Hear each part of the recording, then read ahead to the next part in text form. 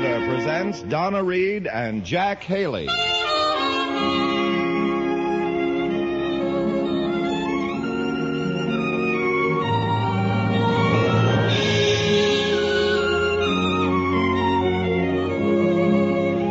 From Hollywood, the Mutual Network, in cooperation with Family Theater, presents Uncle Jim, starring Donna Reed. And now, here is your host, Jack Haley.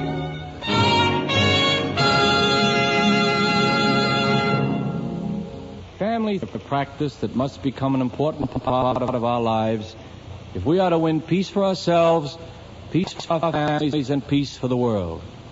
Family Theater urges you to pray. Pray together as a family. And now to our transcribed drama, Uncle Jim, starring Donna Reed as Caroline.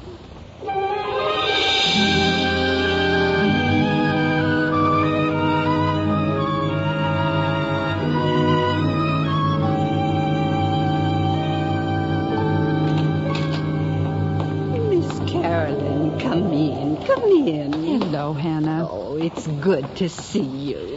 Oh, it's good to be back, Hannah. You look tired. Didn't you enjoy your trip? It was all right. At least it got me away from things for a while. I know. Why don't you go into the drawing room, Miss Caroline? I'm fixing some lunch for you and Mr. Wilkinson. Is he here yet? On his way. He just phoned from his office. Oh, I don't think I'll ever be able to see this room again as it really is. That's just the scent of the flowers, Miss Caroline. I've tried to air it out, but you can still smell them. There were a lot of flowers, weren't there? No.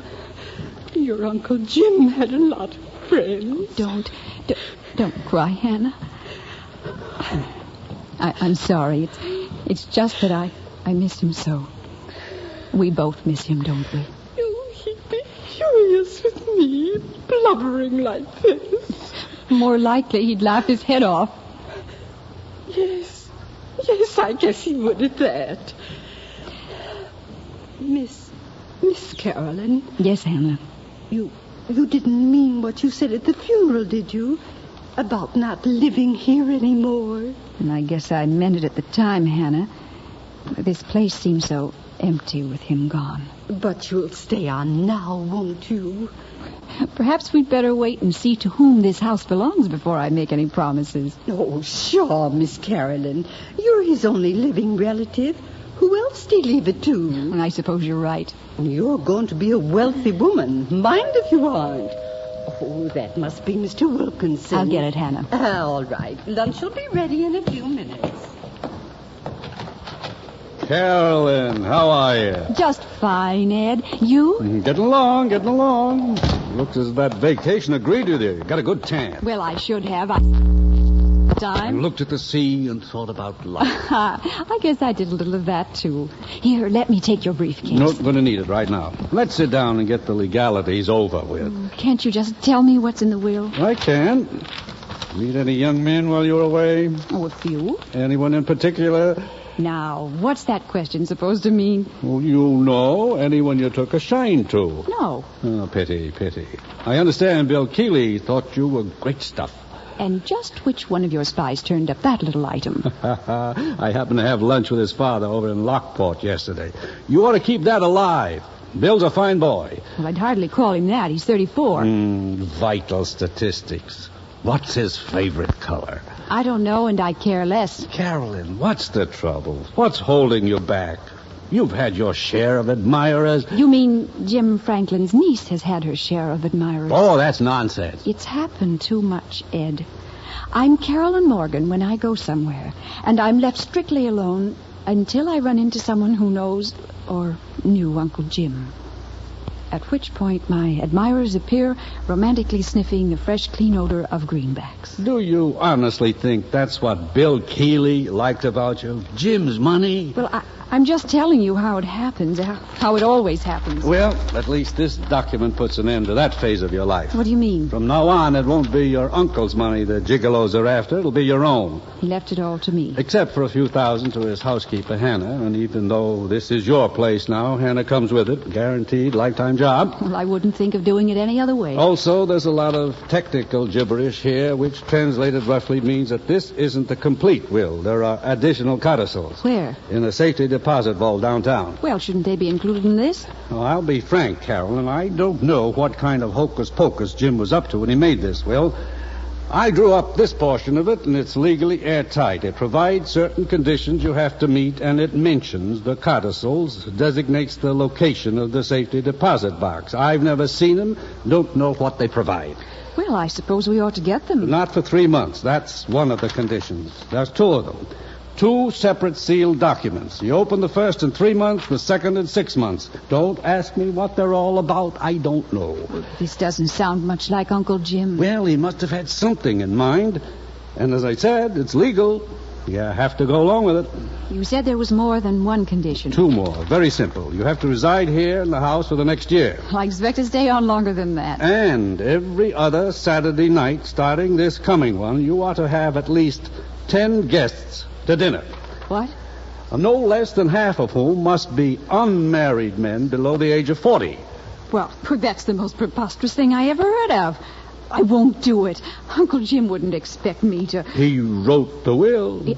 I won't do it. And for every Saturday you skip, $5,000 of the estate goes to a worthy charity that I shall designate. I don't believe it. Read the writing. $5,000 to whatever charitable organization my attorney, Edward J. Wilkinson, shall deem deserving.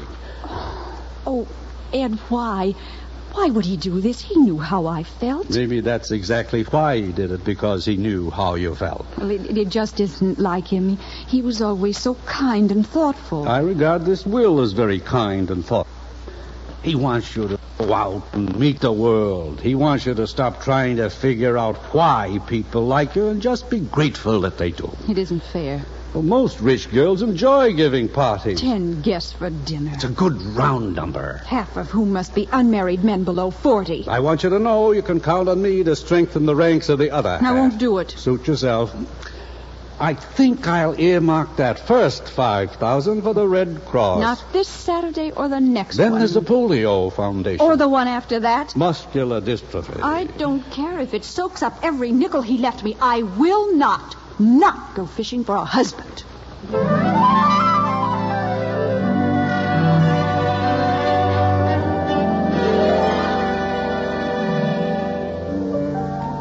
Very good dinner, Carolyn. I'm glad you enjoyed it. All in all, quite a successful evening so far. Except for the Red Cross. Yes. You know that would have been deductible. Well, then consider it deducted. I sent them a check. Softy. But only for $500. Say, I didn't know young Keeley could play the piano so well. Mm-hmm. Who's the blonde he brought? I haven't the faintest idea. Her name is Muriel Weber, and her father's president of the Lockport Federal Savings and Loan. She's 26, and that's a bleach job. I see. Well, if you ever pick up anything specific on her, let me know. You notice how she hangs on him like a vine? No, I hadn't. Absolutely like a vine. Then I suppose you've also noticed that he keeps looking over at you like a hawk? No, I hadn't. I could be wrong. What do you mean wrong? He's been staring at... I thought you hadn't noticed. Very funny. Well, since he is staring, and he is, let's go over and hum a few bars of that Porter thing. It isn't a Porter thing, it's a Kern thing. Anyway, I knew it was from the Connecticut Yankee. Not from the Connecticut Yankee. Take my word for it. When the song's familiar and I don't know the title, it's always from the Connecticut Yankee. Ed, all this chatter is designed to paralyze me, and I will not. Shh. You'll scare the fish. Hi, Carolyn. Bill? Mr. Wilkinson? Ed. At parties, I'm always Ed, especially after 9:30. Huh. Miss Weber, I'm strictly a dancing man. Another word, follow me once around the floor. Hey, I could use a little of that medicine. They smile, they nod, they acquiesce, all silently. Note that, William, all silently. Great. What's the secret? Legal mind. Say, how about something from the Connecticut Yankee? All right. Let's see here. I thought that was from Showboat. Dance. Rest your legal mind. Fair enough. Miss Weber, I'll lead if you don't mind. I was just thinking. Yes? There was someone else here who played the piano. You and I could dance, too. Yes. What do you do for a living? Hello, new subject. I sell insurance. You want some insurance? No.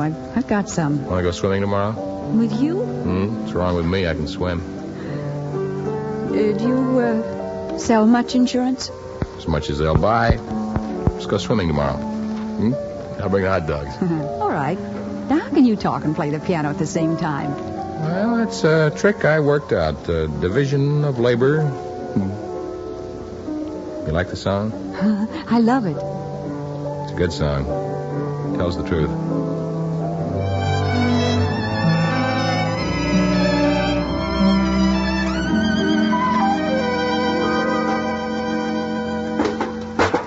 There. 3 months. First codicil. Rip it open. I'm a witness. You don't have to tear your hands off. I'm just interested. Well, what's it say? Oh, this is ridiculous. What is it? I don't believe Uncle Jim made this thing. It's in his hand. It isn't like him. What's it say? I have to keep a diary for the next 3 months. Until we open the last envelope, huh? Well, I guess that's the idea. Oh, well, I'm not going to do the rest of this. Such as what? Make a list of all the men I'm going out with. Names, dates, locations. That ought to be a cinch. Just put down Bill Keeley every night, any place. I don't go out with him every night. Very well, write your own diary. Well, this last part is really too much. I must present the diary to you at the end of the 3-month period for verification of the facts. Promises to be very interesting. Well, I won't do it. Why not? You're in love with Bill, aren't you? Well, now, what's that got to do with it? Have you promised to marry him? No. Still counting your nickels, huh? Oh, Ed, I don't know what to do. About Bill? I want to believe everything he tells me so much. And yet I don't dare. Does he think you're in love with him? He knows I am. And he says he's in love with you. Yes. Then why don't you believe him? He believes you. I don't know. You're a lawyer. What's my next move? You've only got one. Yeah? Keep the diary.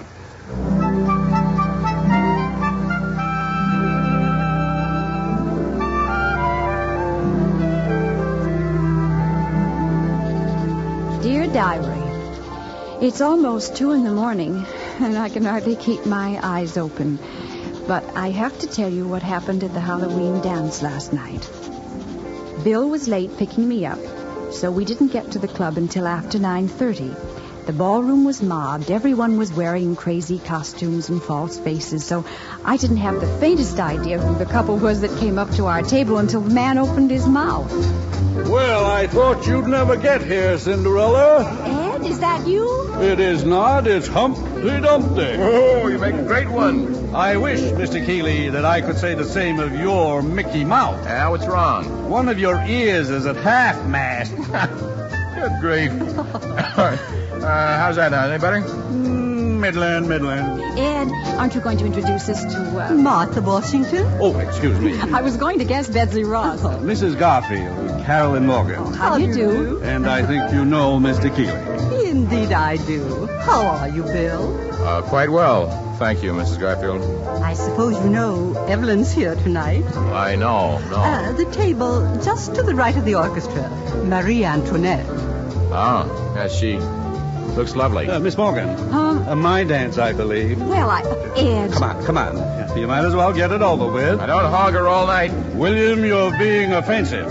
I leave you in good hands, Mrs. G. Indeed you do. You like to dance, Mrs. Garfield? Oh, don't be silly. Do come over to our table, Bill. Evelyn's dying to see you. Ed. Smile. Keep time with the music. Who is that woman? A client. I couldn't help it. And who is Evelyn? Her daughter. She's beautiful. That's just the white wig. She's only fair. She's ravishing. Smile. You're being watched. Ed, what's the big idea? If you'll stop snarling, I'll tell you. Mrs. Garfield is a client of mine, and some years ago, about 10 to Look. be exact. What? Bill in that white wig, they're dancing. Which is more than anyone could say of us. Carol, do you know what's behind the idea of hiring an orchestra for these affairs? What? It's to provide, among other things, a tempo to which the dancers should synchronously move their feet. Now, who is Evelyn? She used to be engaged to Bill a long time ago. Carolyn! What happened? You stepped on my foot. I mean Bill and her. I accept your apology. I don't know. It just didn't go through. Was he in love with her? Well, people don't usually get engaged to spite each other. Well, he never mentioned her to me. I've never even heard of You her. wouldn't. She lives in New Rochelle. She's a buyer for some department store in New York. Where's her husband? She hasn't got one. Well, what's she doing here? She ought to go home. Well, Look at them. well, Like they've been dancing together for a million years. I know how they feel.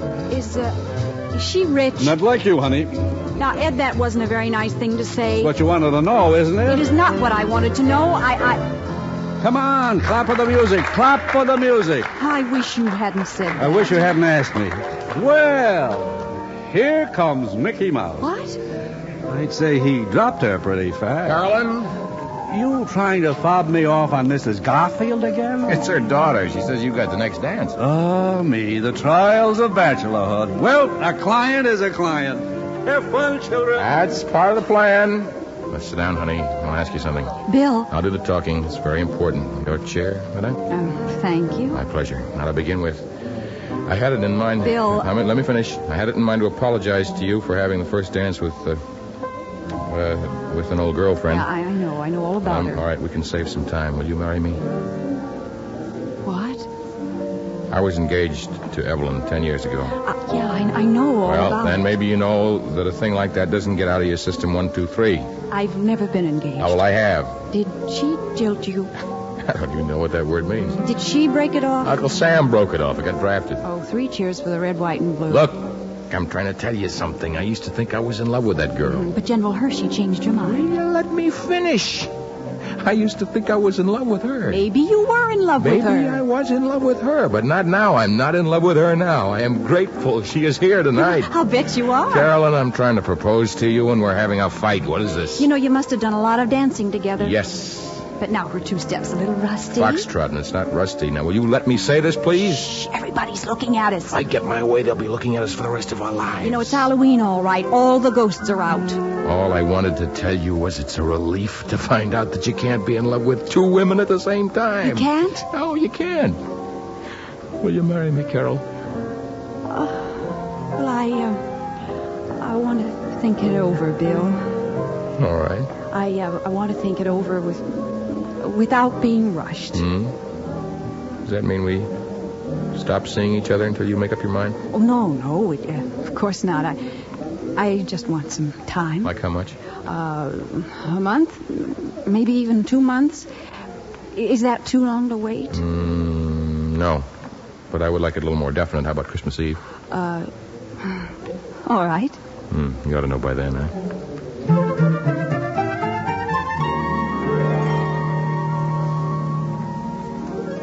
So, that's it, diary.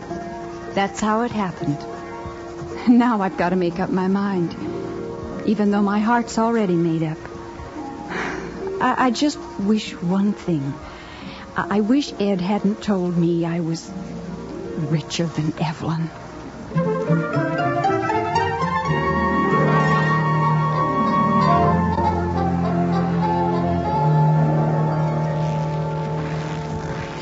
Bill, I've made an important discovery. Let's have it. Winter is the prettiest time of the year. Also the coldest. Especially at night. Look. All the different colored tree lights in the windows as far down the street as you can see. I can't see past these packages I'm carrying. Will you describe the view, please?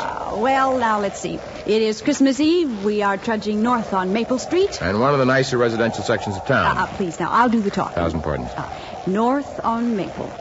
Every bush and tree is covered with a soft white mantle of new fallen snow. No little of which is freezing the Keeley feet. The Keeley feet should be wearing overshoes. Never touch them. They make me walk pigeon-toed. Now, will you continue with the guided tour? Too late. End of the line.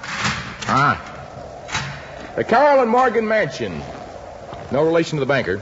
Miss Morgan herself swings open the heavy iron gate. And us pack animals fall in behind and follow her up to the stately colonial structure. Its windows ablaze with lights. Snow glistening on the wall. Oh, Bill, look out! Grab me, I'm slippery. I can't! Look out! Oh! Now, are you happy in your new snowdrifts? That's what I need, sympathy. Say, what's going on out here, children? Hello, Ed. Just a little Yuletide frolic. Fine thing, Carolyn. You invite me over to your house to wait up for Santa Claus, and I have to do it single-handed. Oh, but we had last-minute shopping to do. I've just settled down in the snow for a long winter's nap.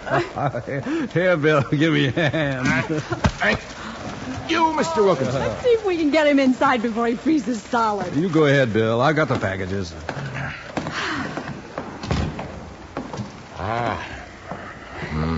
It's more like it. Crackling log on the hearth. Lights on the tree. And mistletoe hanging over the... say, Bill, look who's under the mistletoe. Stand still, young lady. Oh, Bill, don't. Be quiet. Bill.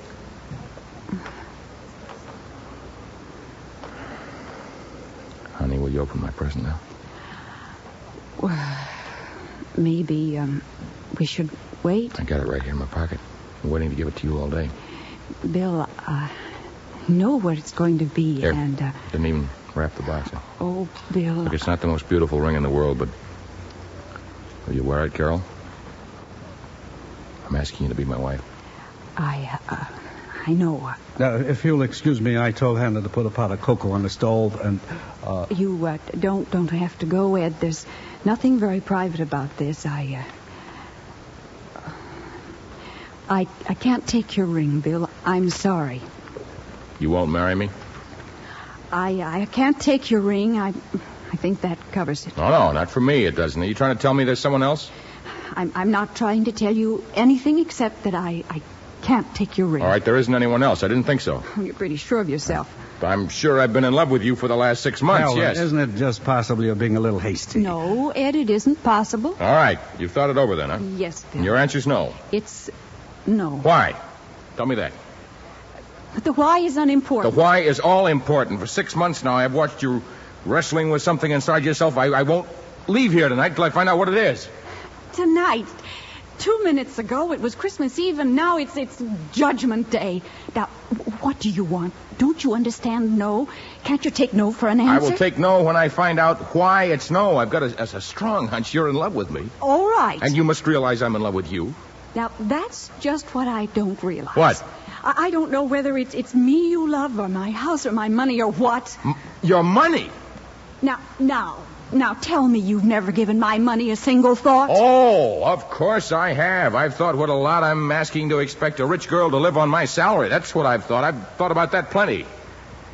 I wish I could believe you. And I've got the figures to prove it, but you'll never see them. Bill. Whole year's budget worked out to the dollar. Oh, why didn't you tell me? Well, you'd think it was a phony. You think everything's a phony. Oh, that's not true. You and your big bankroll. You're not in love. You don't love anything that doesn't bear interest. I didn't ask to be rich. Uncle Jim left me the money. Yeah, all right. Well, you just hang on to every penny of it, Carol. That way you'll never get tricked into being happy. Bill. And someday when you start running out of the green stuff, give me a call. Bill, come back here. What? I think I've heard enough evidence. Come on back here. Ed, will you stay out of Sorry, this? I'm legally bound not to. What's the evidence, Doc? You'll see in a minute. Now, legally bound, not to what? Stay out of this. In fact, I'm in it up to my neck, or rather, your neck. Now, will you say what you mean? Happy to. Came back to tell you I'm leaving. I'll take no for an answer. Bill, Goodbye. now, wait a minute. I love you. I think we could have a life together, but I don't like the way you think. Hold on, Bill. This concerns you both.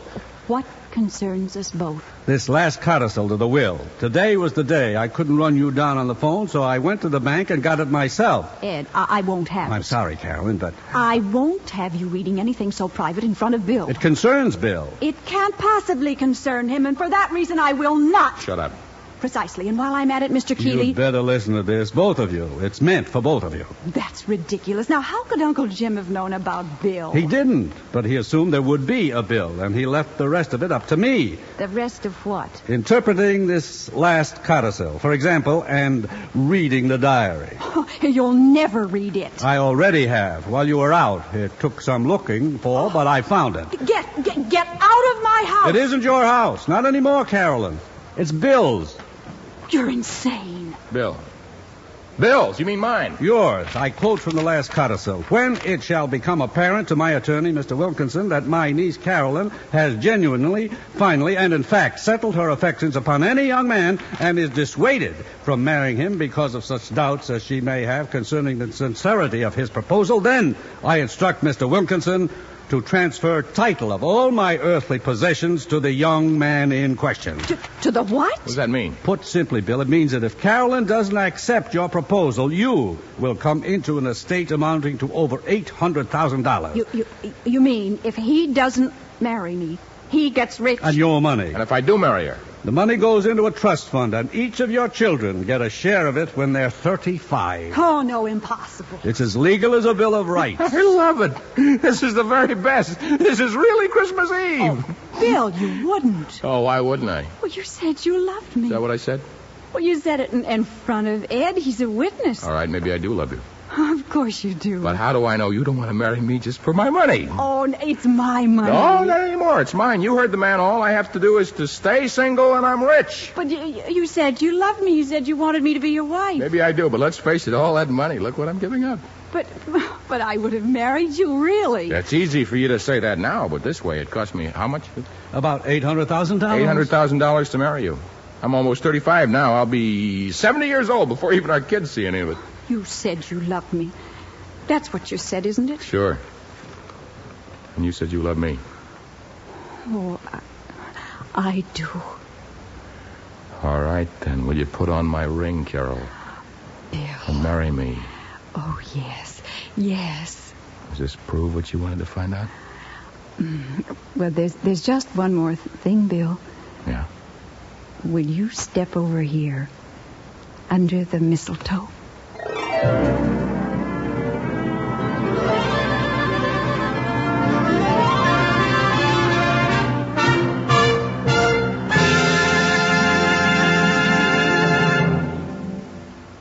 You know, there's something wonderful about a library in your home. Now, I don't mean collector's items or first editions with uncut pages and all done up in cellophane, but friendly books. Books that become dog-eared from fond handling and warm companionship. Books that grow better with reading and rereading. Yes, that's the wonderful thing about a library. It's selective.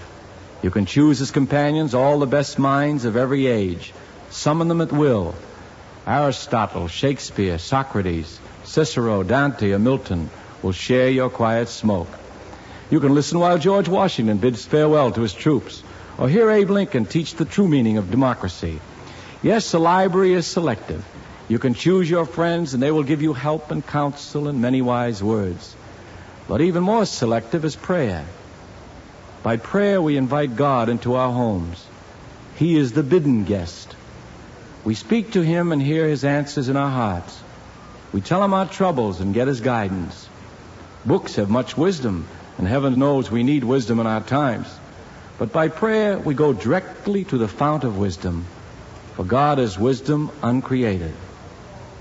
And remember always, the family that prays together stays together. More things are wrought by prayer than this world dreams of.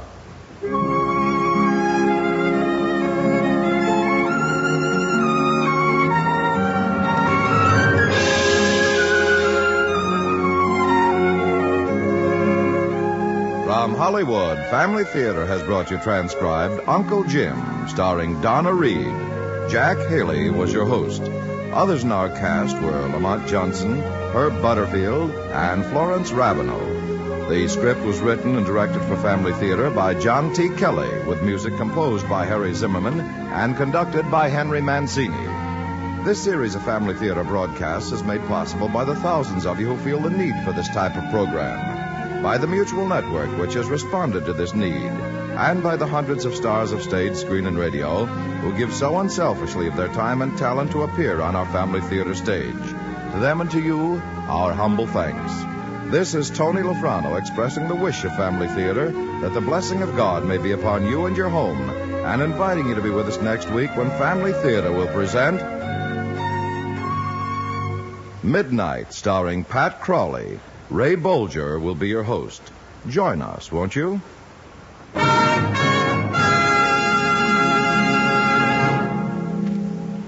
Family Theater is broadcast throughout the world and originates in the Hollywood studios of the world's largest network.